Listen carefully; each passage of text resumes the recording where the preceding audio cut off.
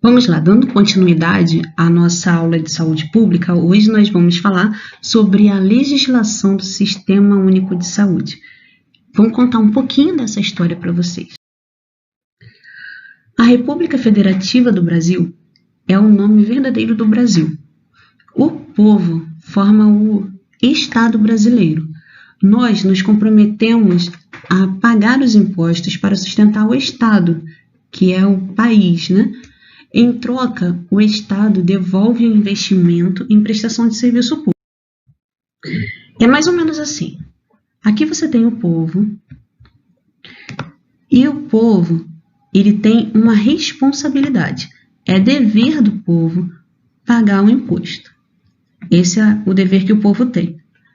O Estado pega este imposto e ele precisa devolver, precisa devolver ao povo esse imposto, mas ele não devolve em dinheiro, ele devolve esse dinheiro ao povo em prestação de serviço. Vamos lá, vamos deixar mais tranquilinho aqui para a gente poder entender melhor. Toda vez que você paga o seu imposto, esse imposto ele serve para que o Estado pegue esse dinheiro e bote serviços públicos. E esse imposto não é só pagar IPVA, IPTU, todo alimento que você consome, por exemplo, a roupa que você compra, ele tem um imposto embutido. Então, só pelo fato de você existir, você já está pagando imposto. Então, todo esse dinheiro, ele é captado pelo Estado e é transformado em serviços de saúde, educação, segurança, e esse serviço é devolvido ao povo. É como se nós fizéssemos um investimento e pagássemos os nossos governantes para administrarmos o nosso dinheiro e o nosso serviço. Essa prestação de serviço é um direito social que está previsto no artigo 6º da Constituição. Isso é muito importante. O artigo 6º, ele determina que esse dinheiro deve ser utilizado para estabelecimento dos direitos sociais, direito à saúde, à educação, à segurança e ao trabalho.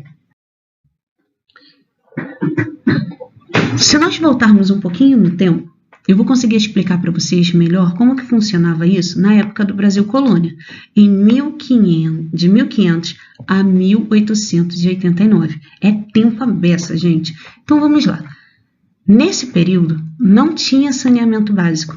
O esgoto simplesmente não existia. As pessoas faziam suas necessidades em baldes e lançavam pela janela.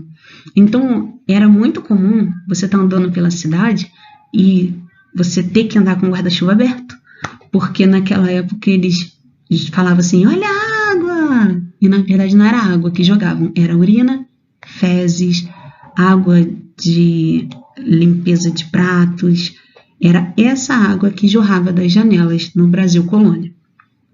Existiam pouquíssimos médicos nessa época, e os que tinham não eram formados no Brasil, eram formados na Europa. Então, eles não estavam acostumados com as doenças que existiam aqui no país. A saúde, então, era exercida por esses poucos médicos que tinham, por curandeiros, índios e africanos, que traziam na sua cultura o domínio das ervas.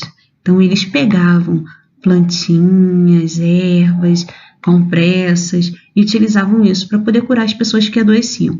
E essas pessoas que adoeciam, elas ficavam nas suas próprias casas, porque, na verdade, existiam poucos ou nenhum hospital. No Brasil moderno, no ano em que eu nasci, 1987, ocorreu a criação do SUDES, que é o Sistema Unificado de Descentralização da Saúde. Trata de um convênio do INAPS com o governo estadual e municipal para a elaboração dos artigos 196 a 200 da Constituição Federal. Antes do SUDES, em 1988, só tinha direito à saúde quem era trabalhador com carteira assinada. Preste atenção. Do Brasil colônia não tinha médico. Eu pulei uma boa parte da história para poder resumir para vocês que, quando eu nasci em 1987, foi criado um programa onde só podia ser atendido quem tinha carteira de trabalho. Então aqui, ó, você tem 1988 para trás. Só tinha direito à saúde trabalhadores que tinham carteira assinada. E as santas casas de misericórdia eram os hospitais. Não estou falando mais do Brasil colônia, já estou falando de um país mais moderno, mas que mesmo com toda a modernidade, tinham poucos hospitais, que eram só as santas casas de misericórdia, que eram estabelecimentos religiosos, onde as freiras eram as pessoas que cuidavam lá, e padres, enfim, tinham médicos, tinham enfermeiros, mas não era um hospital como a gente vê hoje. E só tinha direito a ser atendido lá quem mostrasse a carteira de trabalho. Um exemplo típico disso é um hospital que nós temos até hoje. É um hospital chamado Hospital dos Servidores. Esse hospital, na verdade, é o Hospital dos Servidores Públicos. Só podia ser atendido ali quem era servidor da prefeitura. Então, se você tivesse qualquer tipo de moléstia, qualquer tipo de dor ou doença, você só poderia ser atendido mediante a apresentação da tua carteira de trabalho. E não é só ter a carteira de trabalho assinada, é você ter a carteira de trabalho assinada pela prefeitura, comprovando que você era um servidor público daquela prefeitura. Só assim você poderia ser atendido. Depois da Constituição, após 1988, a saúde passou a ser um direito de todos, não só de quem tinha carteira assinada, e também passou a ser um dever do Estado. Então vamos lá. Depois de 1988, saúde passou a ser um direito de todos e dever do Estado. Antes disso, só quem tinha carteira assinada.